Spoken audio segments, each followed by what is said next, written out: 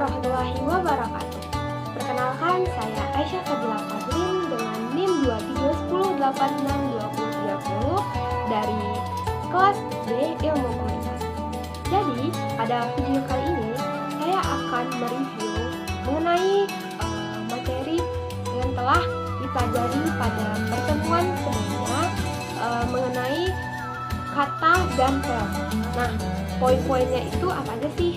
Yang pertama itu ada apa itu logika, terus yang kedua itu apa manfaat logika bagi kehidupan sehari-hari seperti dalam kehidupan beragama, berbangsa dan bernegara, dan apa sih manfaat logika pada ilmu pengetahuan. Terus juga yang terakhir itu apakah ada hubungannya logika dengan kata dan term.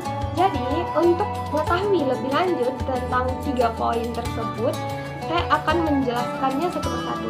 Nah, dimulai dari apa itu logika.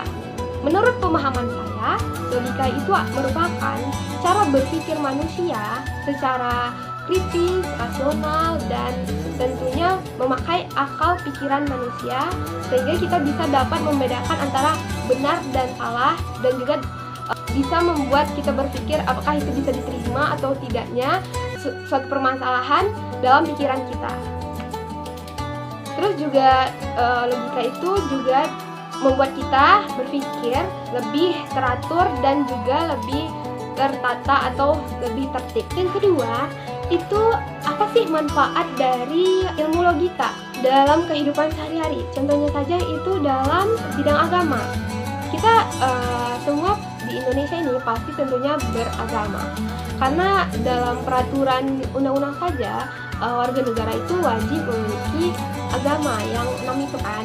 Nah, untuk itu dengan beragama kita pasti ada bertanya-tanya, kenapa sih kamu beragama ini dan itu, apa sih alasan kamu memilih agama Islam contohnya, atau kenapa kamu mau mengikuti perintah dari agama tersebut gitu kan. Nah, misalnya jika kita tidak berlogika, pasti kita berpikir dangkal aja, kita nggak tahu alasannya untuk beragama, terus juga nggak tahu alasannya kenapa kita mengikuti aturan-aturan atau ajaran-ajaran serta larangan yang ada dalam agama tersebut.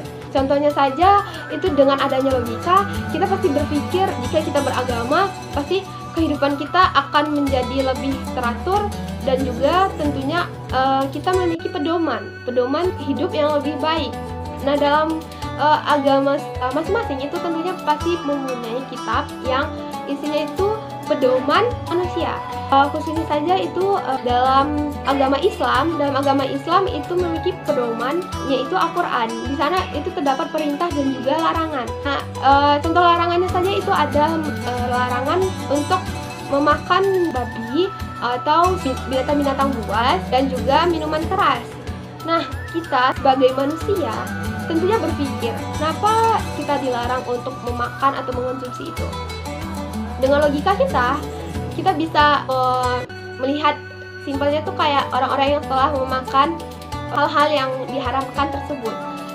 Kita bisa melihat orang yang sering minum alkohol atau memabukkan itu membuat organnya ada yang rusak dan semacamnya. Efek-efek yang buruk tentunya untuk dirinya sendiri. Terus juga untuk mengetahui lebih dalamnya, pastinya kita akan mencari jurnal atau tulisan-tulisan yang isinya itu merupakan hasil dari penelitian oleh ahlinya mengenai kandungan yang ada dalam alkohol, dalam minuman keras lainnya seperti bir misalnya juga kan. Pokoknya hal-hal yang memabukkan, terus juga kandungan dalam daging babi itu seperti apa. Nah, nanti kita akan menemukan hal-hal yang menjadi bukti alasan kenapa tuh dapat merusak tubuh kita, dan kita dapat menyimpulkan bahwa ternyata benar ya agama itu melarang kita untuk mengonsumsi itu demi kebaikan diri kita sendiri, biar kita tidak mendapatkan penyakit atau biar kita sehat.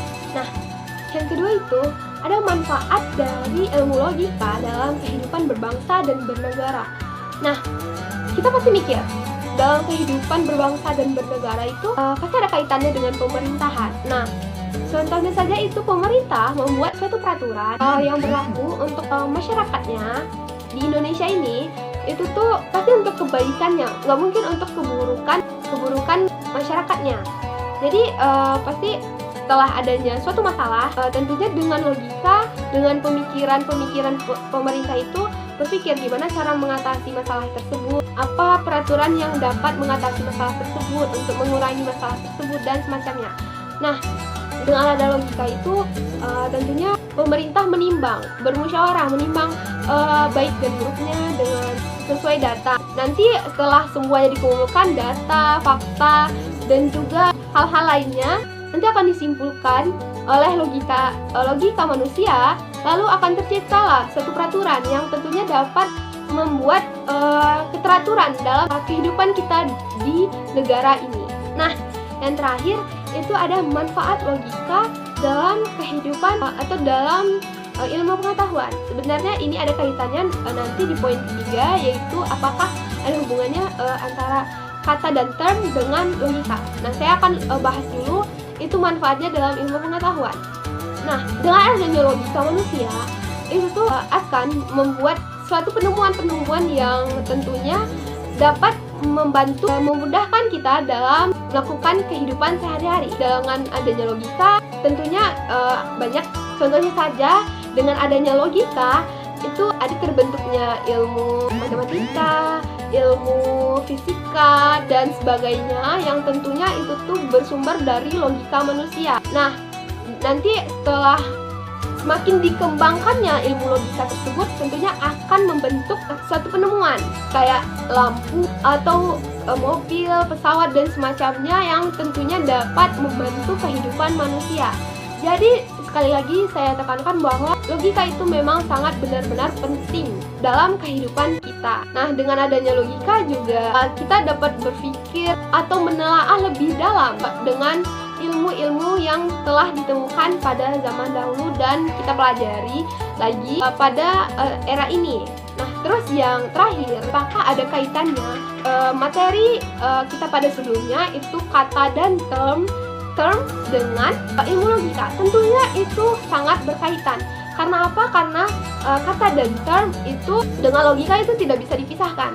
Karena dengan berawal dengan adanya logika, pasti terbentuknya suatu keteraturan atau peraturan atau ilmu yang baru yang tentunya itu nantinya akan menjadi pedoman manusia untuk mempelajarinya. Nah, dengan adanya logika tentunya akan terbentuk bahasa yang dapat memudahkan kita untuk menyampaikan logika yang ada di pikiran kita. Nah, dengan logika itu maka muncullah ada dalam bahasa itu ada kata dan term.